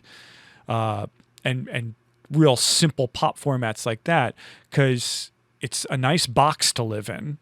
You pretty much, it kind of helps make some decisions for you right there. You're just like, well, I'm not getting too weird, and I'm not doing a lot of weird dissonant chords or anything like this. You have to choose your moments of that. And it's easier to produce, and I know what to do with it. Like, I'm not trying to reinvent a genre for myself or anything. Yeah, it's just your favorite style. It's like I've listened to this music for over 30 years. Like for as long as I could be listening to music and retaining it, I've been listening to, like I said, the Beatles, the Monkees, the Beach Boys, and then like full circle, man. I'm glad I asked this question. Yeah. And then that like 90s jump of power pop bands like Not a Surf and Gin Blossoms and Super Drag and like all these great groups. That's what I've been listening to this entire time. And it's funny how I watch it come into vogue and out of vogue and into vogue and out of vogue. Like, but for me, it's just, I've always been listening to it. Like I don't have, it's my default mode. That and Fish. That, Fish, and the Dead, like that's just sort of my mode. But I'm not going to make music like Fish and the Dead, and I'm not even going to remotely try. Like, so I guess I'm stuck writing. As I always say, I'm just always trying to write a song that sounds like you might think it was a Nick Lowe song, and then realize that it wasn't a Nick Lowe song at all. You're like, man, that's so cool. Like, I really want to hear those when they come out. They're all in various stages of done or not done. Like, well, send me some demos if you feel like it. Yeah. Like, especially if they sound like what you're explaining. Like, I'm really, I don't know. Like my one friend, Joseph Jason Miller. It's got a good name. That's a good name. Like That's a great singer. JJM would be sick if that was his alias or something. Joseph Jason Miller or Joe Jason. No. Joseph Jason Miller is a good singer-songwriter name right there. Like, that's good. Like, it's nice. Yeah. But he's got these bombastic, glorious, like folky tunes that sound like if bands like the Beatles had like a studio today, yeah, what it would sound like. And it's just like, oh man, like that's like my jive, especially when it's like a buddy making it. Yeah. I don't know. I just haven't heard a lot of that lately. Like, I just had my friend Tucker on the show, and he just put out his first thing. He's in the band Humilitarian, and he just put out his first solo record as Caraway, and it's just amazing folk music, and it's just and like folk indie stuff that just I don't hear ever and have heard in a basement ever, and it's just it's great to. I don't know. I just like that genre. Yeah. I'm slowly finding out, I guess. It's just in the end, it's classic songwriting, and it goes back even farther than the Beatles. It goes into the 50s and even the 40s and 30s. This sort of, Tin Pan Alley sort of pop music, like the simplest explanation, the straightest line, like the straight line between 2 points. Like when you write that kind of music, is correct. Like you should lean into that. Like if I write a vocal line and I think like, is this too simple? The answer is like, that's good. Do that. Don't change anything.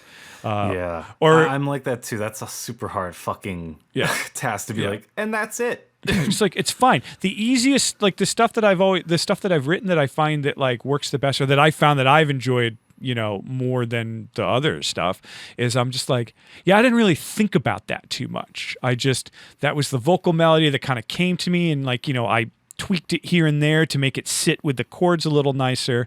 But I'm like, and then I was done. And the words, like, I wasn't trying to get too wordy. I'm just like, it's not like, I just kind of figure out what's the song about. All right, what are some variations on that? All right, what's sort of the overarching idea? There's your chorus.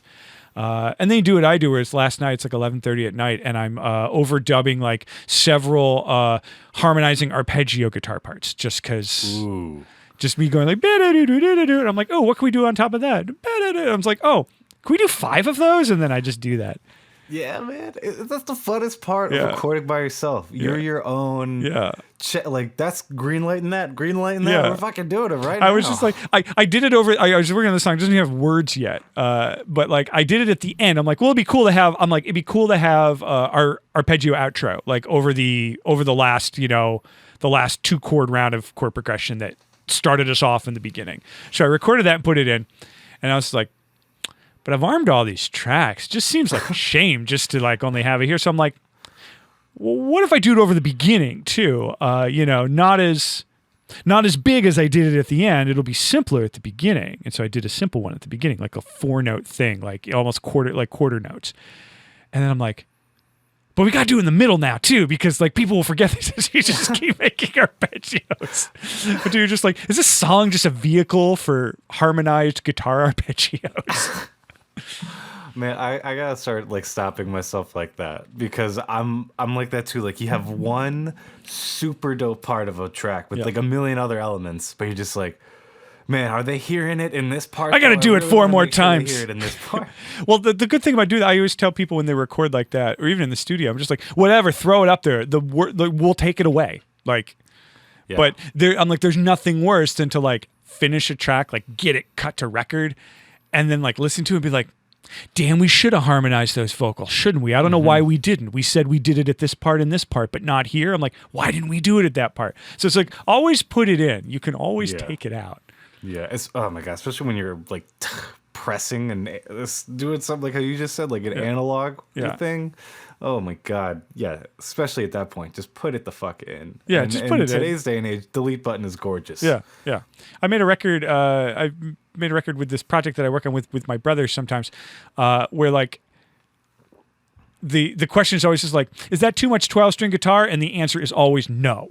Like, never. It's just like more 12-string guitar, like arpeggio in the back, little chord texture behind. Like we made a record where it's like every single track has more 12-string guitar than is probably necessary, but I like arpeggio. I like arpeggio 12-string guitar. I really do.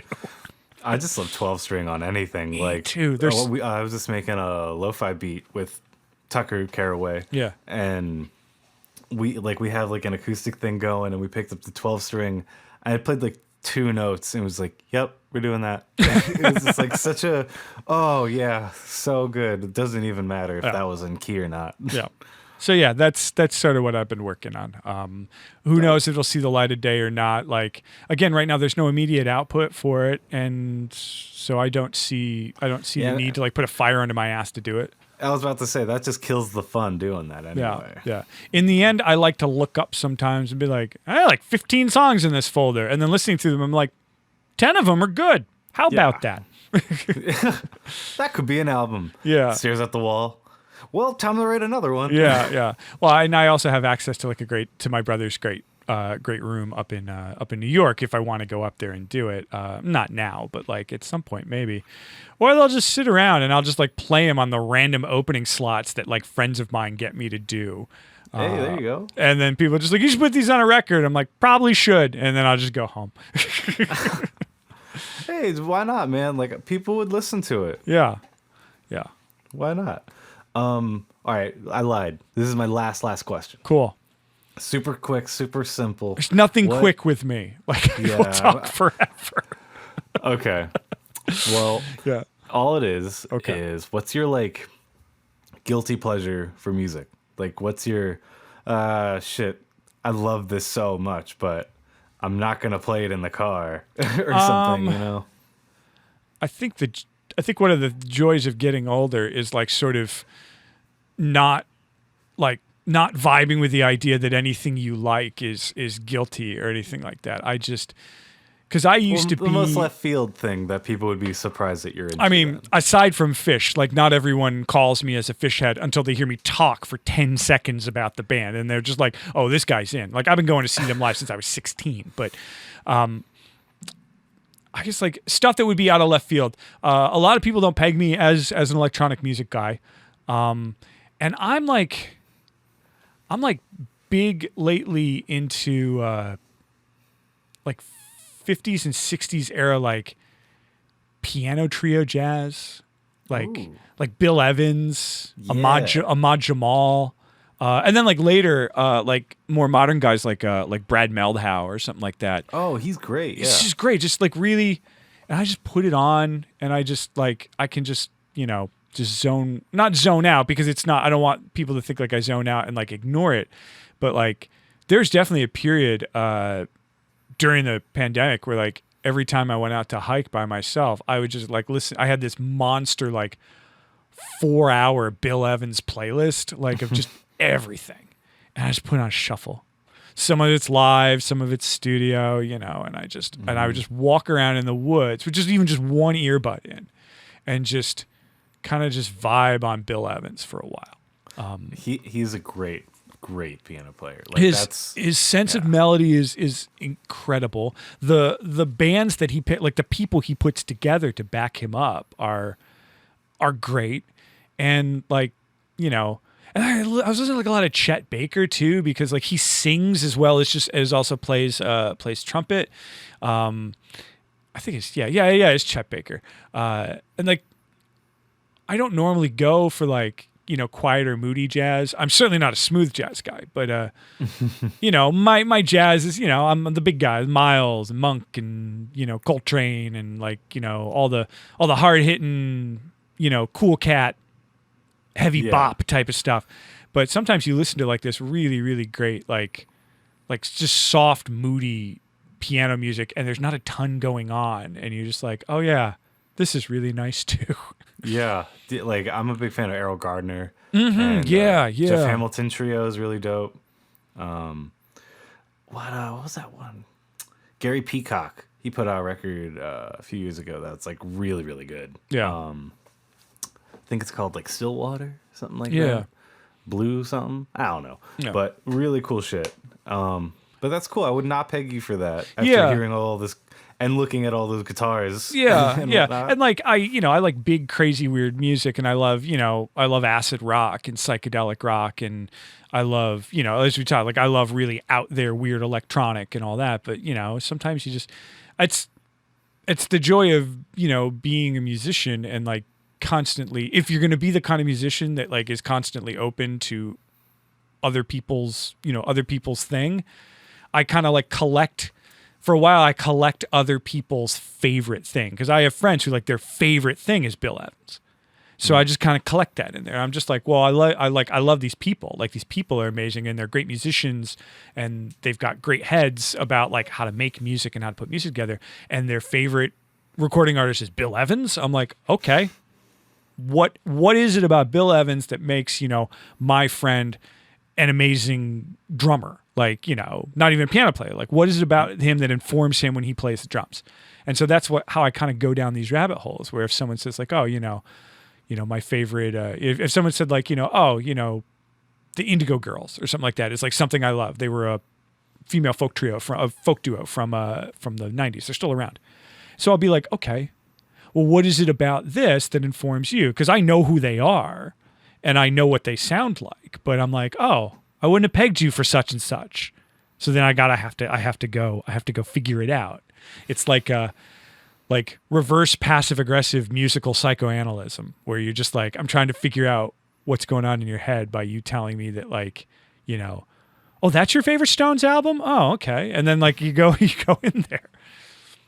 That's cool. Yeah. And that's kind of why I like doing this show. Because you learn about other people's origins. You're like, oh shit, so that's the thing that made this person person. And that's just like a little, I don't know, they're like giving you go there. And that's how you'll experience what I was experiencing all those years ago. And it works or it doesn't. Like sometimes you vibe with it and sometimes you don't. But at least then I always have that memory of someone where I'm just like, oh, they really like that. Like, and so like, it's kind of hard for me to have like, to be like shitty about a band or shitty about a musical artist. I'm just like, oh, but that's my friend's favorite thing. And like, it's not my thing. Like I friends of mine who said that to me about Fish, where they're just like, look, I don't mess with this band and I don't really care about it. But they're like, but every time someone comes to them up, they're like, I think of you. Because they're like, you're such a fan. And they're like, I can't get mad at that band because like, because they make, friends will tell me, it's like, because they make you so happy. Like, how can that be wrong? Yeah.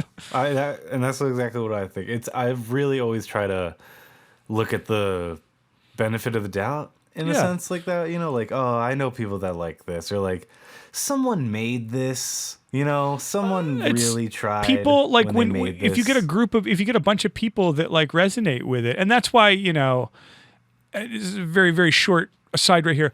I kind of bristle at people who like, say like, oh, I don't like country music. And I'm just like, oh, well, you're basing that on like, you don't think you like the people who like country music. But like, country music is a large and wide genre of which I like quite a bit of it. Say like stadium country when they say, I don't like country music. They don't like the, you know what I mean? Like Kenny Chesney and all those people. Yeah, but like there's a whole bunch of people. Like Kenny Chesney writes, he's a good songwriter and he surrounds himself with great musicians. And at the end of the day, so like that's a pop song. the dude puts on a great show. And then there are people who like, that's their jam. Like Kenny Chesney is their jam. Brad Paisley was their jam. And cool. Like it's not for me. And so like, I try to be a little less like genre snobby about it as I was, when I was younger. And I'm just like, they're not hurting anyone. Like Kenny Chesney's message is not like he's not out there like waving a Confederate flag and like he's talking about having a beer. He's talking about having a beer and pickup trucks and boots and working like And I, at any point in my life, I have all those things. Like I got boots and I drink a beer and I don't own a truck, but I have a car which is like a truck. It's close, go. But yeah, it's like these people, they're just like, oh, I just want to hear, I want to hear someone whose music speaks to me.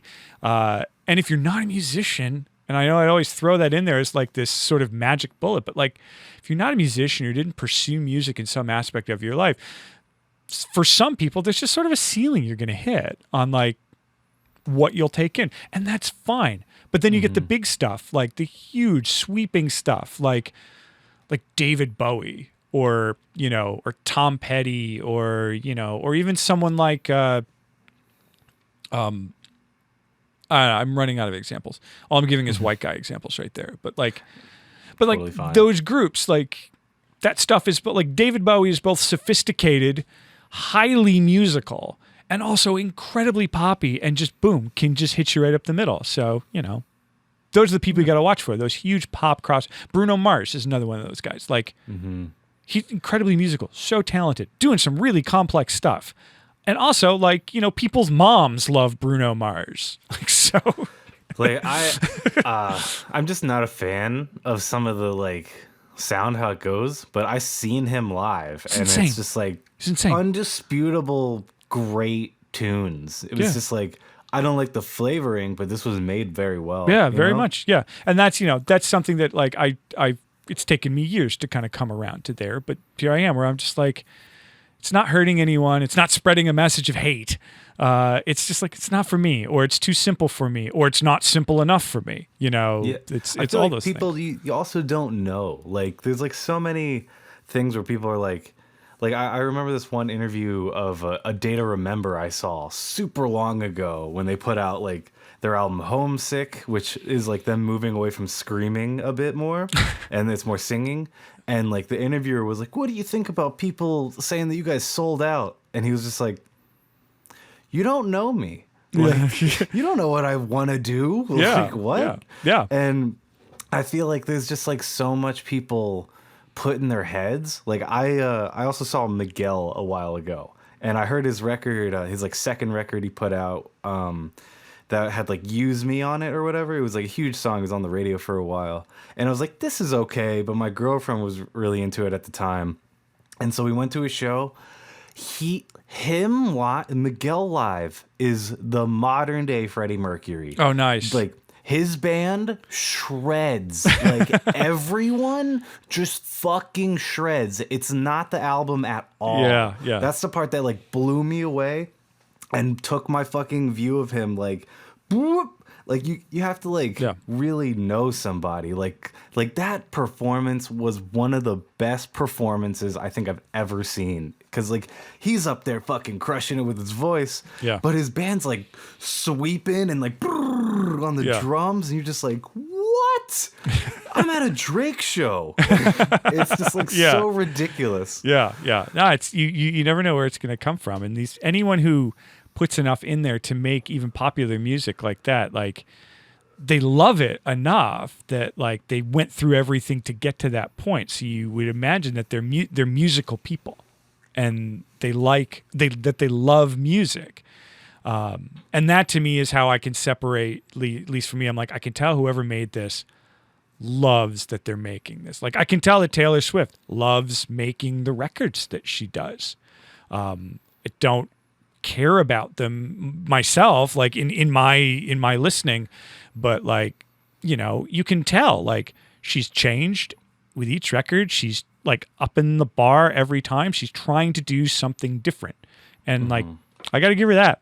Like, I don't, and that's about the extent of things I know about Taylor Swift, is that she's talented and she's doing something different. Yeah, like I remember the 16 if someone tells you they love you, and then like, now it's like dubstep, and you're like, okay. Or she's like working with, like, I wasn't on that train ever, but or she's working with the guys from the National or something like that. And I'm just like, I like the National, sure, like, whatever, just be fun, be genuine, and, like, just try and make something that's gonna, like, wow you. And now Machine Gun Kelly is making pop punk that sounds like Blink-182, and why not? Everyone loves it. Why It's not? like, great. Yeah, that's because he loves it. Yeah, that's because he loves it. Like, that's not a calculated move right there. He's just like, I love this music. Oh, I make this stuff.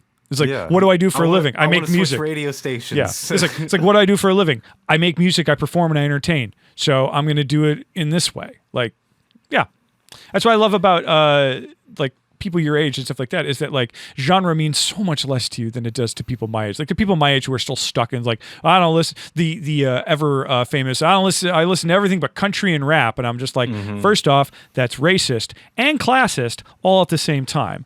But like, it's like, what do you mean? Like everyone had that moment at some point. I mean, at least most people. I feel like when I was in that stupid death clock phase of mine, I was like, man, I don't listen to anything like outside of my bubble. But like now, like I feel like even if it like doesn't jive with me, I'm like, I understand the purpose of this. Like no one's looking at Nicki Minaj's tunes going like, oh, the music notation. It's like, no, you can shake your ass so well to this. And it's like, that's all it was made for.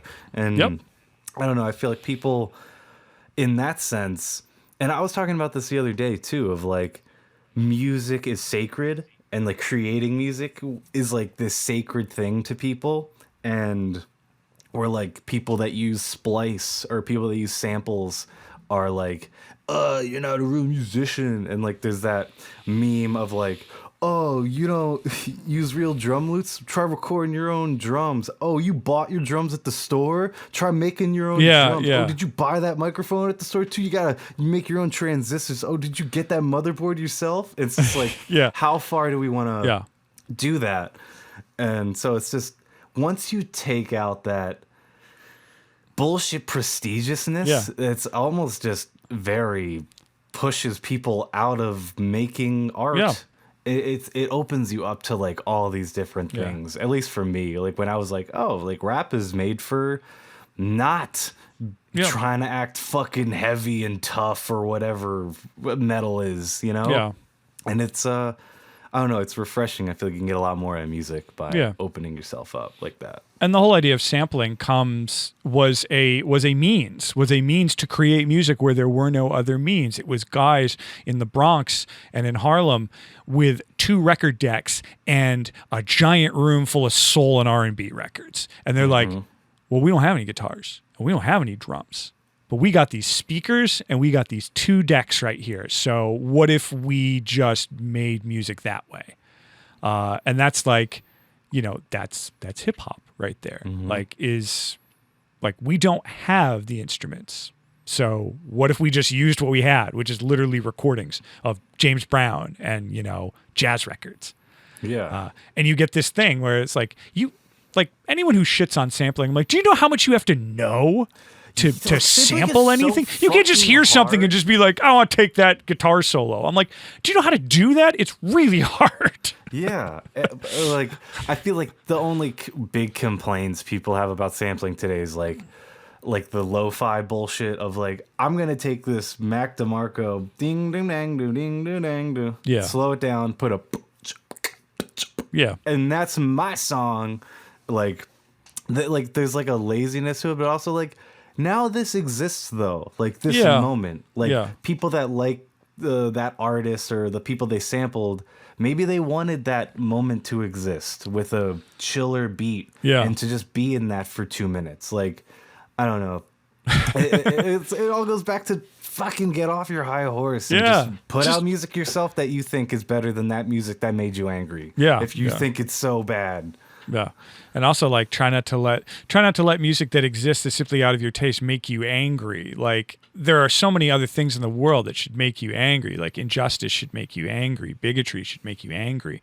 Exactly. Like disenfranchisement of people and treating people not like they're human beings should make you angry. Like a fucking Drake song, like I don't give a shit. Like who cares? I was literally laughing so hard last night about like my favorite dumbest Drake song, because I only listen to him now as like a meme. But like there was a moment where, you know, Stupid Paul was into Drake, and shit, man, like it's hilarious. We were rolling on how it's just like the one line he like opens up with a few bottles on the table, a few waters. It's like, what did you just say? You opened it with that? It's just, Oh no, it's so funny, man. I love it. It's like, I'm glad this exists. Like, why are you mad? Yeah, it's like, why are you mad? Just it doesn't fucking matter. Like I said, go be mad. Go be mad about real things. I think it also stems to people who are just like, I wish I was there. Well, that's usually what it was. More it's like serious things. Yeah, this sounds easy. How come I didn't do it? I'm like, one, because it's not easy, and two, because you can't. Like, and you didn't.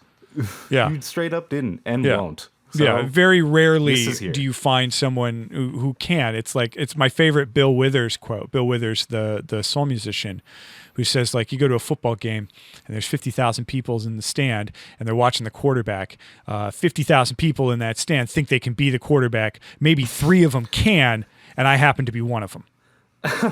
Which was like his whole thing about, like, that's why he came to be famous later and came to have a successful career later, is that, like, he was in his 30s. He's like, yeah, I was the guy watching the quarterback and, like, everyone else in the room being like, I could do that. He's like, except that I was right. Yeah. That's dope. Yeah. I love that quote too. It's just like, yeah, everyone thinks they can, and, you know, but somebody can. You know, these guys grew up watching Michael Jordan, and a couple of them went on to, like, eclipse his career. So, you know, and someone is going to go on and eclipse Kobe's career and eclipse LeBron's career, and they're going to be guys who grew up watching those guys play ball. I know nothing about basketball, but it's going to sound like I went real deep with a basketball metaphor there. But I have a 76ers shirt just to make me look cool at sports bars. That's probably right. It's camouflage. Yeah. It's like blue with, like, it matches my, like, Dragon Ball Z shirts, you know? It fits in. All right, man. All right, cool. This was such a great podcast. Like, I loved all of this. Yep. Thank you so much for coming on. Absolutely. Definitely the longest one I think I've had. Oh, please edit. Really appreciate it, man. I'm just going to cut it off here because I got to go to the grocery store. But thanks for anyone for listening. Dan, plug yourself a second before I cut it off. Yeah, a podcast called 25 O'Clock. Been around for a long time. Go to 25o'clockpod.com. I'm on the Twitter. I'm on the Instagram. I'm on the Facebook. I have a second podcast I started with a buddy of mine recently. It's called Double Lives, and it's a deep dive into the classic live albums of music. doublelivespod.libsyn.com. Again, on the Facebook, the Twitter, the Instagram. And that's what I'm doing. Fuck yeah. Great. Thanks so much for coming on, man. And we'll be seeing a shit ton more podcast episodes if you follow 25 O'Clock Podcast. That always has some cool-ass guests on there. All right, y'all. I'll catch you later. Thanks again, Dan. Thanks, man.